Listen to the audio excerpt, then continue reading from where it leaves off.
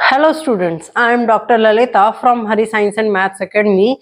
We are discussing the chapter reproduction in plants. There are two types of reproduction that occurs in plants. First one is the asexual reproduction and second one is the sexual reproduction. Apart from asexual reproduction, sexual reproduction also occurs in plant. Now, for the sexual reproduction, flower is the reproductive organ of the plant. Before discussing the sexual reproduction, we have to study the structure of a flower. So, the very first topic for today is structure of flower. Flower is a reproductive part or reproductive organ of a plant. There are four main parts in the structure of a flower. First one is the sepal, second one is the petal, third one is the stamen, and fourth one is the detailed structure of flower is shown on the right hand side of the board. Now we are going to discuss these parts of the flower in detail one by one. The very first part is sepal. Sepal is a basal leaf like structure. Leaf जैसा दिखता है, ठीक है, but actual में ये leaf नहीं होता. It is green colour part of the flower. आप देखोगे तो फ्लावर जो आपको रेड कलर का शो हो रहा है उसके नीचे एग्जैक्टली ग्रीन कलर की लीव्स हैं जो दो अलग अलग डायरेक्शन में शो हो रही है. That is the sepal part. Its main function is to protect the bird. Bird को प्रोटेक्ट करना. जब आपने किसी फ्लावर की बर्ड देखी हो तो उसके ऊपर क्या होता है, ग्रीन कलर की एक लेयर जो होती है वो प्रेजेंट होती है. That is actually the sepal. वो होती है सेपल. ठीक है. अब सेपल जो है वो पूरी की पूरी एक लेयर नहीं है, वो पूरा एक, मतलब आप ये कह लो कि वो पूरी एक कवरिंग नहीं है. यहाँ पर भी जैसे आपको शो हो रहा है, एक राइट हैंड साइड में एक लेफ्ट हैंड साइड में फ्लावर के दो सेपल्स जो है वो शो हो रहे हैं. तो सिमिलरली हर एक फ्लावर में ये सेपल्स जो होते हैं, किसी में दो होते हैं, किसी में चार होंगे, मतलब नंबर्स होते हैं इनके. तो togetherly these sepal constitutes the calyx. इन सेपल्स को जब इकट्ठे कहा जाता है तो they are known as calyx. उनको कैलेक्स कहा जाता है. Now the next part is petal. Petal are bright coloured modified leaves. जैसे कि डायग्राम में शो हो रहा है, यहाँ पर ये रेड कलर की है, किसी फ्लावर में ये येलो कलर होता है, ऑरेंज कलर होता है, व्हाइट कलर होता है, पर्पल कलर होता है, ब्लू कलर होता है. हर फ्लावर में ये अलग अलग डिफरेंट डिफरेंट कलर्स की होती है. अगर आप इनकी शेप्स देखेंगे तो हर फ्लावर की जो लीव्स, दिस पेटल्स की जो शेप है वो क्या होती है, डिफरेंट होती है. So they are having different shapes and colour. एक फ्लावर के अंदर सिर्फ एक पेटल प्रेजेंट नहीं है. There are number of petals that are present in a single flower. So together these all petals in a flower, जितनी भी petals एक फ्लावर के अंदर प्रेजेंट हैं, they are known as corolla. उनको क्या कहा जाता है, कोरोला कहा जाता है. Now the next part of the flower is stamen. Stamen is the male reproductive organ of a flower. It consists of two parts. One is anther plus filament. Filament is the part, is a stick-like structure as you shown in the figure. It is a stick-like structure which connects this anther with the flower.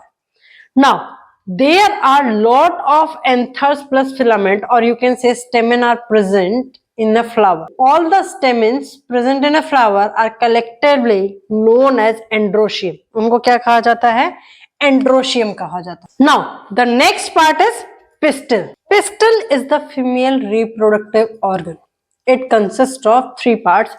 First one is the stigma, second one is the style, and the third one is the ovary. Stigma is the topmost part of the flower. ठीक है, जो flower होगा उसका जो सबसे top most part होगा, that is the stigma.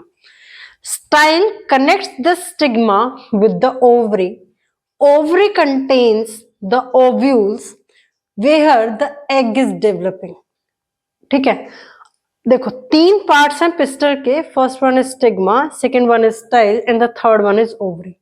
Stigma जो है वो फ्लावर का सबसे टॉप मोस्ट पार्ट है. यहां पर भी देखोगे आप तो क्या है पिक्चर में, जो सबसे टॉप मोस्ट पार्ट दिख रहा है फ्लावर का, that is the stigma.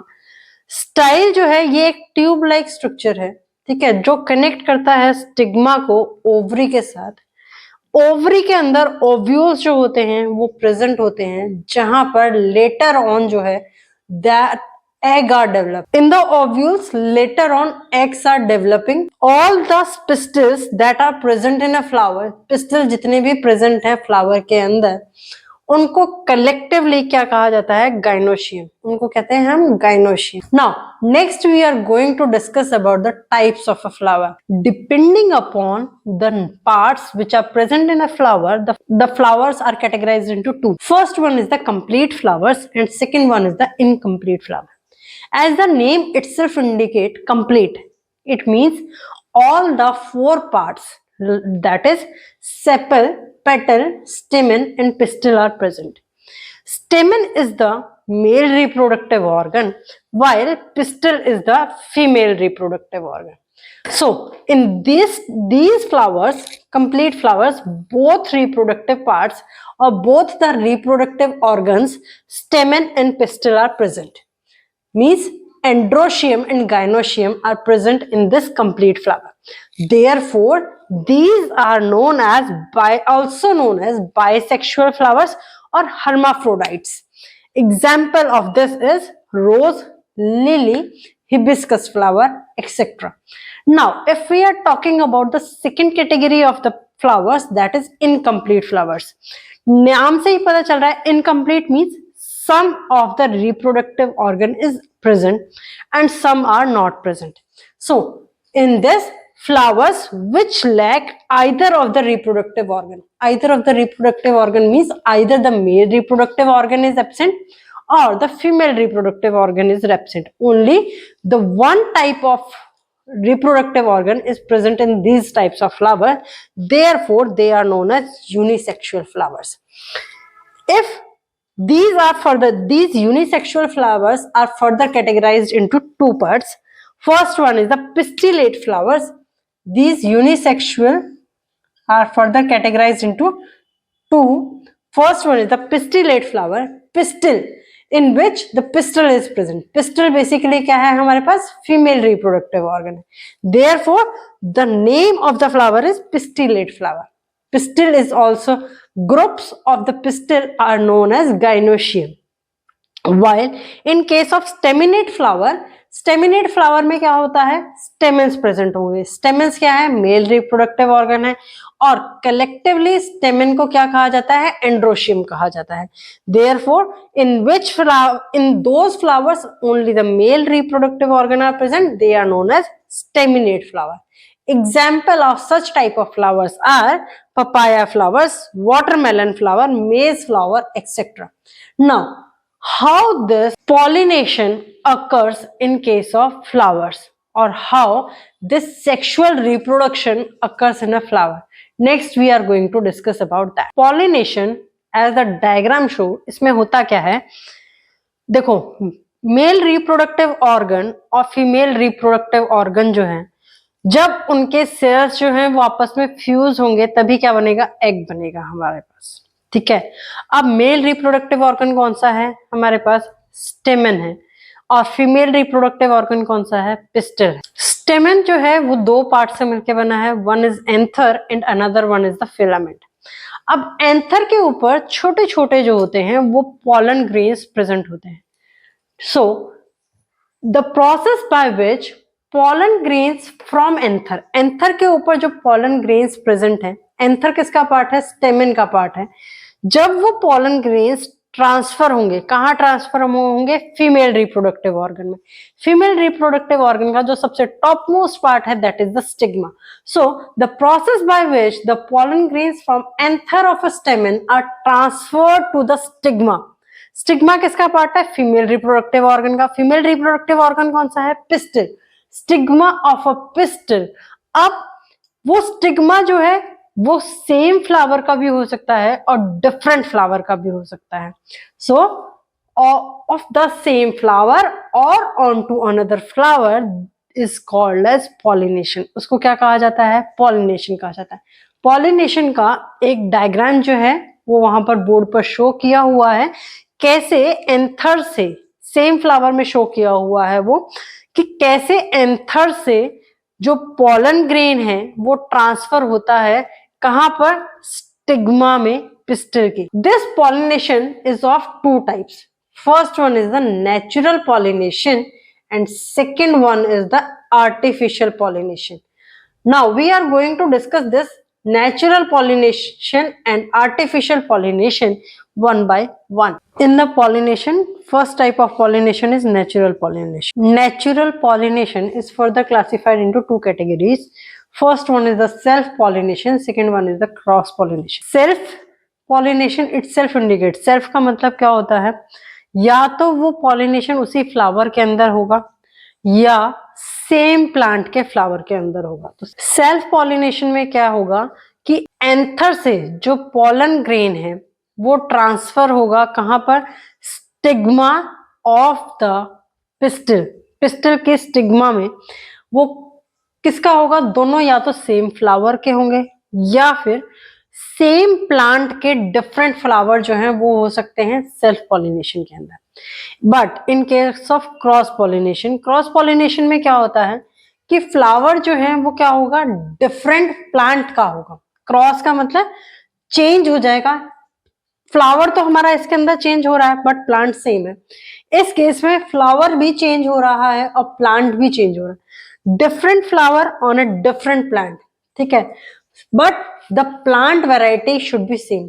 Means अगर रोज का जो एंथर है, पॉलन ग्रेन, एंथर का जो पॉलन ग्रेन है वो रोज दूसरे एक पौधे के रोज के स्टिग्मा पर ही ट्रांसफर होगा, वो किसी और पर ट्रांसफर नहीं होगा, किसी और फ्लावर पर ट्रांसफर नहीं होगा. Therefore in cross pollination flower on a different plant but of same variety. ये जो प्लांट है वो क्या होगा, सेम वेराइटी का होगा. अब एक पौधे से दूसरे पौधे तक जरूरी नहीं है, एक पौधा यहाँ है दूसरा पौधा सेम वेराइटी का हो सकता है 100 मीटर पर हो. तो एंथर जो है वो ट्रांसफर होने के लिए या एंथर से जो पॉलन ग्रेन ट्रांसफर होना है उसके ट्रांसफर के लिए कुछ ना कुछ हमें क्या चाहिए होगा, एजेंट चाहिए होगा. So it is carried out by various agents के थ्रू जो है ये पॉलिनेशन कैरिड आउट होता है. And those agents are known as pollinating agents. उन एजेंट्स को क्या कहा जाता है, पॉलिनेटिंग एजेंट्स कहा जाता है. ये पॉलिनेटिंग एजेंट जो है ये वाटर हो सकता है, विंड हो सकता है और इंसेक्ट हो सकता है. तीनों में से कोई भी जो है ये पॉलिनेटिंग एजेंट हो सकते हैं. ना अब कौन सा एजेंट है, उस फ्लावर की क्या कैरेक्टरिस्टिक्स है, तो वो हम अब डिस्कस करेंगे डिटेल के अंदर. बट यहाँ पर डेफिनेशन में सिर्फ आपको ये नहीं लिखना कि flower on a different plant but of same variety, no. इससे पहले आपको पहले क्या लिखना पड़ेगा, पॉलिनेशन की डेफिनेशन भी लिखनी पड़ेगी.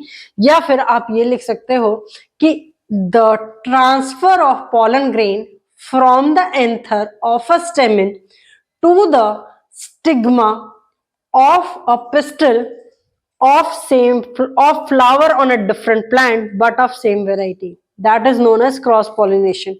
So जो क्रॉस पॉलिनेशन है उसकी डेफिनेशन में कहां तक आएगा, जो पॉलिनेशन की डेफिनेशन थी जिसमें हमने ये बताया हुआ था कि स्टेमिन के एंथर पर जो पॉलन ग्रेन प्रेजेंट है वो ट्रांसफर होता है कहां पर, स्टिग्मा पर, पिस्टल के. वहां तक लिखने के बाद आप ये चीजें लिख सकते हैं, ठीक है. ये यहां पर मैंने सिर्फ शॉर्ट फॉर्म में लिखी हुई है, क्रॉस पॉलिनेशन और सेल्फ पॉलिनेशन. सेल्फ पॉलिनेशन में लिखोगे तो आप क्या लिखोगे, the transfer of pollen grain from the anther of a stamen to the stigma of a pistil of the same flower और another flower of same plant, that is known as self pollination. Now we are going to discuss about the different pollinating agent. Now the first pollinating agent is insects. When the pollination is carried out by insects, it is the most common method of pollination, natural pollination. In this, various insects like bees, butterflies takes part. What happens actually, the bees and butterfly go on the flower to suck the juice or nectar from the flower. वो क्या करती हैं, बीज और butterfly जो हैं वो flower पर जाकर के बैठती हैं, फ्लावर का जूस जिसे हम नेक्टर कहते हैं उसको सक करती हैं. उसके सक करने से क्या होगा, जो फ्लावर का जो एंथर पार्ट है, एंथर से जो पॉलन ग्रेन है वो उनके ऊपर क्या होगा, स्टिक हो जाएगा.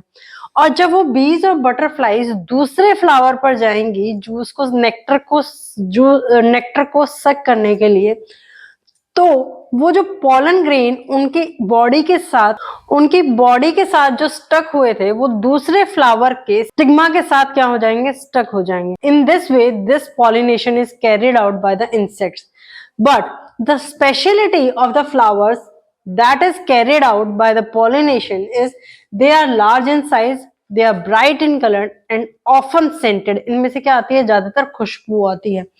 Example are rose, marigold, night jasmine, etc. And in this case pollen grains and stigma are sticky in nature. Example of such type of flower in which pollen grains and stigma are sticky in nature, they are the mustard and strawberry flowers. In these plants the pollination is carried out by the insects. Now the next type of the pollinating agent is water. As we know, water, it means the pollination, such type of pollination, natural pollination is carried out in the aquatic plant. So the flowers of such type of plants are light in weight, means weight में वो क्या होते हैं, हल्के होते हैं. Wait में हल्के होने की वजह से they can easily float on the water. वो क्या कर सकते हैं, आसानी से पानी के ऊपर फ्लोट कर सकते हैं. But they have the speciality, जैसे कि इसके अंदर क्या था, फ्लावर्स जो है उसके अंदर नेक्टर या जूस जो था वो प्रेजेंट रहता है. But in case of aquatic plants they do not produce nectar, वो नेक्टर प्रोड्यूस नहीं करता, इसीलिए उसमें पॉलिनेशन जो है वो कैरिड आउट होता है किसके थ्रू, वाटर के through. Example is hydrilla and Vallisneria. Now the next type of the pollinating agent is wind, pollination by wind. अब विंड की वजह से पॉलिनेशन कब हो सकता है हमारे पास, जब क्या हो, pollen grain हमारे पास बहुत ही क्या हो, हल्का हो, लाइट इन वेट हो.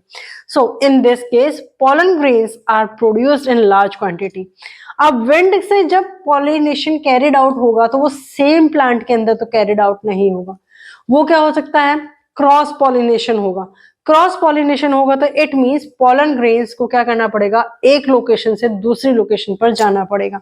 तो उस केस में ऐसे प्लांट्स में वो कैरिड आउट होता है जिसके अंदर पॉलन ग्रेन्स जो होते हैं वो लार्ज अमाउंट या लार्ज क्वांटिटी में प्रोड्यूस होते हैं.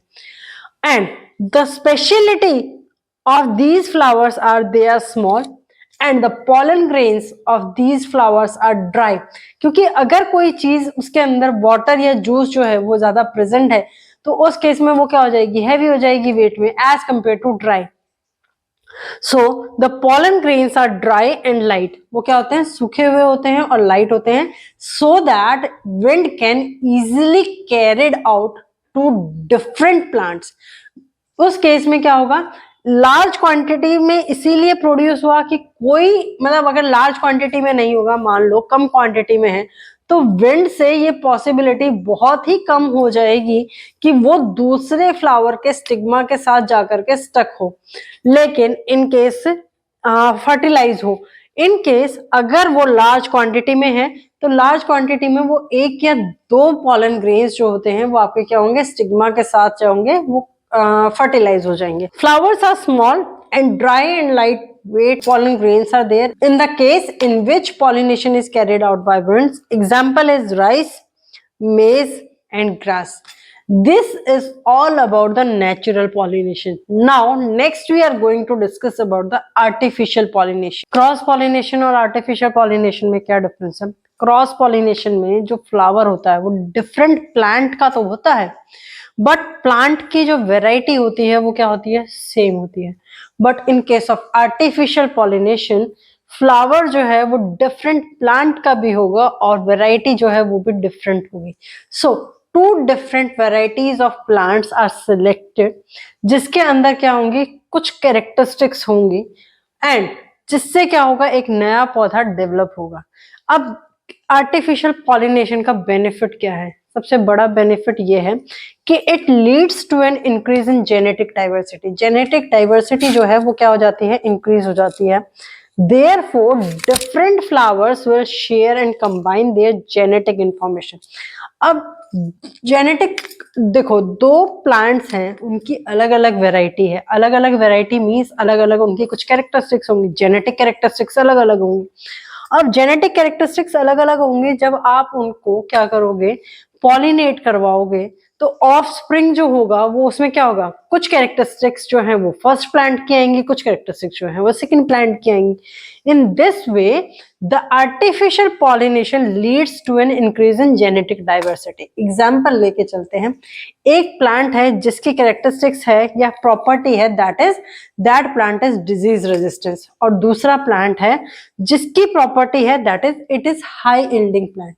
जब इन दोनों को क्रॉस ब्रीड करवाया जाएगा, क्रॉस ब्रीड करवाने के बाद जो न्यू प्लांट जो है वो फॉर्म होगा या न्यू प्लांट जो है वो ग्रो होगा, वो उसमें क्या होगी, कुछ प्रॉपर्टी इस प्लांट की होगी और कुछ प्रॉपर्टीज जो हैं वो इस प्लांट की होंगी. इट मींस जो न्यू ऑफस्प्रिंग प्लांट जो डेवलप हुआ है that is having the property of disease resistance as well as the high yielding. ठीक है, उसमें दोनों प्रॉपर्टीज जो हैं वो प्रेजेंट होंगी. Therefore, this method, artificial pollination method, is very commonly used in case of rice plant. ठीक है, राइस प्लांट में ये मोस्ट कॉमनली यूज किया जाता है. अब पॉलिनेशन तो हो गया. पॉलिनेशन में क्या हुआ कि मेल रिप्रोडक्टिव ऑर्गन जो था उसका पॉलन ग्रेन जो है वो फीमेल रिप्रोडक्टिव ऑर्गन के स्टेमन तक पहुंच गया. अब उसके आगे न्यू प्लांट जो है वो कैसे ग्रो होता है, that process is known as fertilization. Now we are going to discuss about that fertilization step by step. After pollination fertilization occurs. Anther जो पार्ट है आपके स्टेमन का, मेल रिप्रोडक्टिव ऑर्गन का, वो पॉलन ग्रेन को कंसिस्ट करता है. अब जब वो एंथर मैच्योर होगा तो वो बर्स्ट आउट होगा. उसमें से बहुत सारा येलो पाउडरी सब्सटेंस जो है वो निकलता है. दैट येलो पाउडरी सब्सटेंस जो है that is basically the pollen grains. Now this pollen grain reaches the female reproductive part that is pistil. ठीक है, पिस्टल पे रीच करता है and that process is known as pollination. उस process को क्या कहा जाता है, पॉलिनेशन कहा जाता है. अब पिस्टल के 3 पार्ट्स हैं. First one is the stigma, second one is the style and the third one is the ovary, which I told you before, जो मैंने बिल्कुल स्टार्टिंग में भी बताए थे. अब ये पॉलन ग्रेन जो है ये स्टिग्मा के साथ स्टिक हो जाता है बिकॉज स्टिग्मा जो है वो कैसा नेचर का है, स्टिकी नेचर का है. दिस स्टिग्मा, अब स्टिग्मा तक तो पहुंच गया पॉलन ग्रेन. अब स्टिग्मा से एग तक कैसे पहुंचेगा. स्टिग्मा और ओवरी के बीच में एक ट्यूब लाइक स्ट्रक्चर जो मैंने दिखाया था आपको, वो क्या था, स्टाइल था. स्टिग्मा जो है वहां से पॉलन ग्रेन जो है वो एंटर करता है स्टाइल में. स्टाइल क्या है, बेसिकली एक लॉन्ग ट्यूब है जो स्टिग्मा को और ओवरी को क्या करती है, कंबाइन करती है. अब इस स्टाइल के थ्रू पॉलन जो है वो रीच किया एग में. एग जो है वो कहाँ प्रेजेंट है, आपका ओवरी के अंदर प्रेजेंट है. अब वहां एग में क्या करेगा, रीच करेगा और वहां पर एग के साथ जाकर के फ्यूज हो जाएगा. फ्यूज मीन्स कौन कौन सी चीजें फ्यूज होंगी आपकी, pollen plus egg. Pollen grain जो है that is fuses with the egg. अब ये जो पॉलन है that is originate from the male reproductive organ. ये कहां से आया, जो मेल रिप्रोडक्टिव ऑर्गन था फ्लावर का वहां से आएगा. और ये जो एग है that comes from the female reproductive organ. और पॉलन ग्रेन का जो फ्यूजन है किसके साथ में, एग के साथ में, that will take place in the female reproductive organ of the flower. ये कहां जाएगा, मेल रिप्रोडक्टिव ऑर्गन वाला कहां जाता है, फीमेल रिप्रोडक्टिव ऑर्गन यानी एग के पास जाता है. जब ये दोनों फ्यूज होते हैं हमारे, ये दोनों क्या होंगे, यहाँ पर फ्यूज होंगे. This process is known as fertilization. ठीक है, अब फर्टिलाइज होने के बाद में क्या होगा, जो ओवरी है वो किस में डेवलप हो जाएगी, फ्रूट्स में डेवलप हो जाएगी. और ओवरी के अंदर जो ओव्यूल्स प्रेजेंट हैं they are developed into seeds. वो किस में डेवलप होंगे, सीड्स में डेवलप होंगे. Now I will show you how this stigma, pollen grain reaches to stigma and how from the stigma it transferred to through the style to the egg and where it fuses. बिल्कुल step by step जो process है आपको वो मैं diagram के through आपको दिखाऊंगी. And you watch that diagram carefully, तो आपको वहां पर सारी चीजें जो हैं वो बिल्कुल क्लियरली ऑब्जर्व होंगी। The diagram clearly shows that pink colour का जो सर्कल ऊपर दिखाया हुआ है, that is the pollen grain from the anther reaches to the stigma. ठीक है, जो फ्लावर वाली पिक्चर है उसके नीचे आप देखोगे तो आपको वहां पर क्या दिखाया हुआ है, कैसे जो है वो आपका वहां पर रीच हुआ। फिर जब आपको वहां पर दिखाया हुआ वो एक फिफ्थ पिक्चर है, जो नीचे वाली लाइन रो शो हो रखी है, उसमें आप देखोगे तो वो क्या है, फिफ्थ पिक्चर है, जहां पर पोलन जो है वो रीच पहुंच गया कहां पर, स्टिग्मा तक।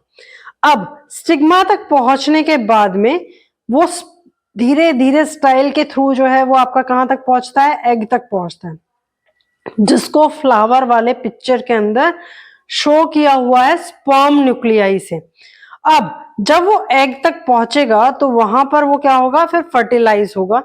फर्टिलाइज होने के बाद में जैसे वो वहां पे शो हो रखा है कि वो सिक्स पिक्चर में, या जो नीचे वाले डायग्राम के अंदर आपको सेकेंड लास्ट पिक्चर है उसके अंदर दिखाया हुआ ना, जहां दो सेल क्या हो गए, फ्यूज हो गए आपके, that is basically the fertilisation.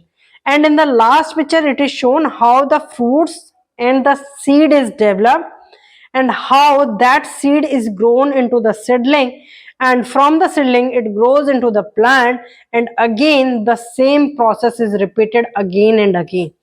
This is all about the fertilization.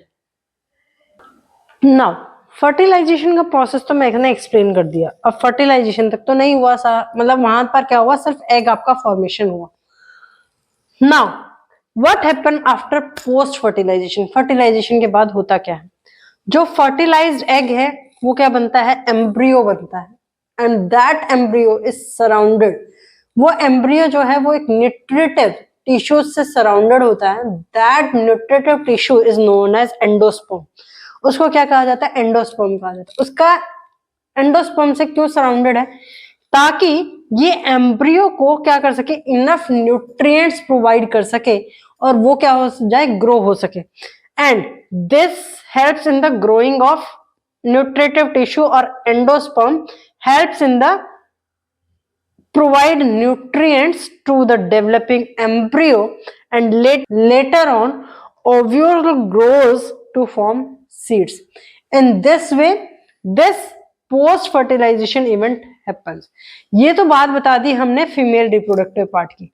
अब इसके अलावा फ्लावर के अंदर तीन पार्ट्स और प्रेजेंट थे, that is sepal, petal and the male reproductive organ that is स्टेमन।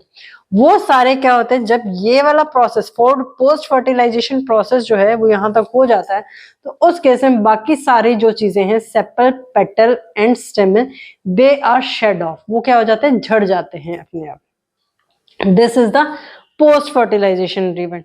अब यहां पर सीड फॉर्मेशन तो हो गया, अब इस सीड से कैसे होगा आगे हमारे पास, there is a phenomena that is known as seed dispersal. पहले ये सीड जो होते हैं वो डिस्पर्स होते हैं, and that later on helps in the seed germination. How this seed dispersal happens and seed germination, that we are going to discuss it now. Basically in seed dispersal or seed germination there are two terms. First one is the seed. Seed क्या है, एक matured ovule है जो new plant के अंदर grow होगा। कब grow होगा, जब उसको उसकी फेवरेबल कंडीशंस मिलेंगी। सो seed is a matured oval which grows into a new plant under favorable conditions, and this seed is enclosed by protective seed coat. ठीक है, सीड कोट से क्या होता है, ये आपका कवर होता है, या सीड कोट के अंदर ये क्या होता है, सीड जो है वो एनक्लोज होता है। And this seed also contains seed leaves that is known as cotyledons. Cotyledons basically store the food. Depending upon the number of cotyledons they are present in the seed, कितने cotyledon जो है वो present हैं उसके basis पर उसको classify किया जाता है। अगर एक सिंगल कॉटलीडोन प्रेजेंट है तो उसको मोनोकोट कहा जाता है, अगर दो कॉटलीडोन प्रेजेंट हैं तो उसको हम डाइकोट कहते हैं। Now what is seed dispersal? Seed dispersal is basically the movement of seeds away from the main plant. Main plant से सीड की मूवमेंट या ट्रांसपोर्टेशन जो है that is known as seed dispersion. अब प्लांट जो है वो क्या है, आपके पास लिविंग थिंग तो है, बट वो मूव तो नहीं करता। अब वो मूव नहीं करता तो सीड जो है वो कैसे मेन प्लांट से जाकर के दूसरी जगह पर जाएगा, मेन प्लांट से कैसे दूसरी जगह पे जाएगा? तो उसके लिए कुछ ना कुछ मैकेनिज्म या कोई ना कोई उसका एजेंट होगा जो उसको ट्रांसफर करेगा। So that agent may be living thing और may be non living thing, दोनों में से कोई भी हो सकता है वो एजेंट जो सीड डिस्पर्सल के अंदर हेल्प करता है। The first one is water dispersal. Water dispersal के अंदर जैसे कि नाम है वाटर डिस्पर्सल, तो इट मीन्स या तो वो पौधा पानी में होगा, पानी में नहीं है तो वो कहां पे होगा? जो पानी वाला एरिया है जैसे कि ओशियन हो गया, सी हो गया, या आपके पास रिवर हो गए, उनके आसपास वो पौधे मिलेंगे। पौधा जो है वो पानी वाले रीजन के अंदर, यानी कि एक्वेटिक प्लांट हो सकता है या फिर ऐसा प्लांट जो लैंड पर है पर नियर एक्वेटिक रीजन है, like river, sea, ocean. In that case, उस केस में क्या होगा, वो सीड जो है वो फ्लोट होकर के पानी के द्वारा कहां पर पहुंच जाएगा? दूसरी मेन प्लांट से दूर पहुंच जाएगा। एग्जाम्पल इज वाटर लिली और coconut, and the picture of that coconut palm is shown. ठीक है, कोकोनट की जो पिक्चर है वो आपको शो की हुई है। अब उस पिक्चर में क्या देखोगे कि कोकोनट वाला ट्री जो है वो किसके रीजन के पास में है? सी रीजन के पास में है। तो कोकोनट का जो सीड है that is easily transportable to the another location which is away from the main plant. Next one is the animals and birds. अब एनिमल्स और बर्ड्स जो है वो क्या करते हैं? आपके खाना खाते, फ्रूट्स को खाते हैं। अब फ्रूट्स खाते हैं तो वो सीड जो है that is basically also eaten up by the animals and the birds, वो भी ईटन अप किया जाता है। अब वो जो ईट अप करते हैं तो उनके एक्सक्रीट के अंदर वो सीड जो है वो क्या करता है? बाहर निकलता है, and that seed is grown into the new plant, और उस सीड को जो है वो ग्रो हो जाता है हमारा किसमें? न्यू प्लांट के अंदर।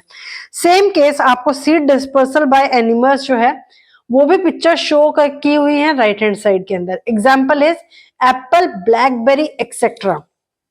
Now the next is the ballistic. Ballistic के अंदर क्या होता है कि कुछ फ्रूट्स ऐसे होते हैं जो आपके बर्स्ट आउट होते हैं, और इतने प्रेशर के साथ वो बर्स्ट आउट होते हैं कि वो सीड जो है दैट इज डिस्पर्स्ड, वो क्या हो जाता है? मेन प्लांट से दूर तक चला जाता है। Example is gorge and which hazel, and the fourth one is wind. Wind के केस में जैसे कि मैंने पहले बताया था, विंड जब हमारा पॉलिनेटिंग एजेंट था उस केस में भी सीड जो होता था वो क्या होता था? लाइट वेट होता था। तो इस केस में भी सीड डिस्पर्सल जब विंड से होगा तो सीड जो होगा वो आपका क्या होगा? बहुत ही लाइट वेट होगा। उस केस में they are carried to a long distance तक वो कैरिड आउट होगा, and the example is dandelions, and the picture of that is shown on the right hand side of the board.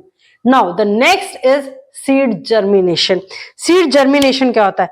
जब एक बार जो है वो सीड डिस्पर्स हो गया तो उसको उसकी जब फेवरेबल कंडीशंस मिलेंगी तो वो सीड जो है वो क्या होगा? डेवलप होगा into the seedling, and that seedling is later grown into the plant. वो जो है वो लेटर ऑन आपका क्या बन जाएगा? प्लांट बन जाएगा। When the favourable conditions are available, जब फेवरेबल कंडीशंस अवेलेबल है।